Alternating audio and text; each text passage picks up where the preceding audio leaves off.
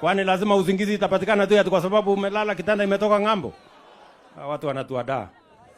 Jambo la pili, tukasema vile vile simiti na ile inaitwa klinka ambayo tumekuwa tukitumia pesa nyingi ya Kenya kuagiza kutoka nje.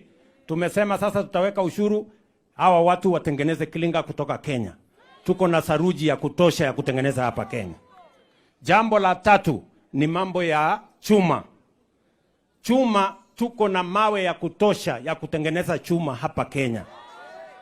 Na kesho, munisikize vizuri, hapa Taita Taveta tumekuwa tukitoa iron ore hapa na tunauza katika nchi za nje badala ya kutengeneza chuma hapa nyumbani. Wale wanaenda wanatengeneza chuma, wanakuja wanatuuzia. Sasa nimekataa hiyo maneno. Kesho tunaanzisha kiwanda ya kutengeneza chuma hapa Taita Taveta County. Tuko pamoja?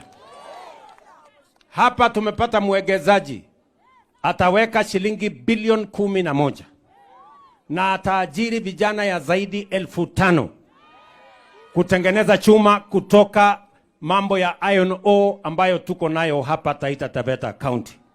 Nyinyi mnanielewa? Vijana hapa uundaji, mko tayari? Mko tayari kupanga hiyo kazi? Ama nyinyi ni wale wa kuchagua jembe?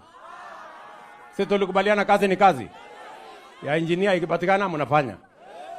Ya electrician ikipata mnafanya. Ya mguu ikipatikana unafanya. Ya mkono ikipatikana. Ama namna gani? Tumekubaliana? So kesho pale Manga tunakuja kuanzisha rasmi mambo ya kiwanda ya kutengeneza chuma, badala ya sisi kuuza raw material katika nchi zingine, waende watengeneze chuma watuuzie na bei ghali. Sasa tutakuwa tunatengeneza chuma yetu hapa.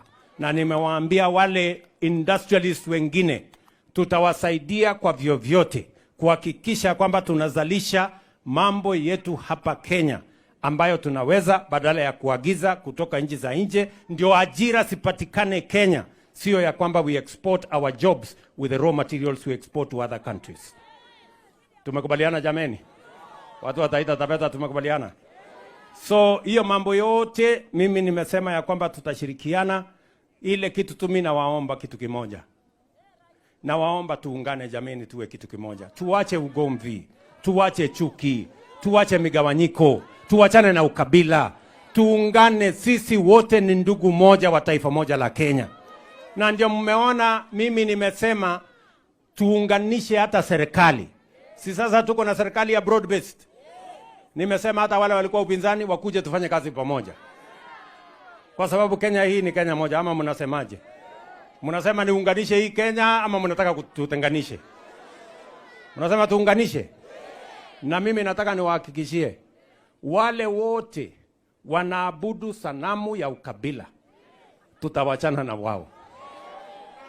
Sisi wote ni ndugu moja jameni. We are one people, one nation with a common destiny. The people of Kenya. Tumekubaliana? Sasa niko na viongozi wengi, nataka niwasalimie. Sijui nianze na wakuja. Wewe mtu wakujaza. Sema jambo.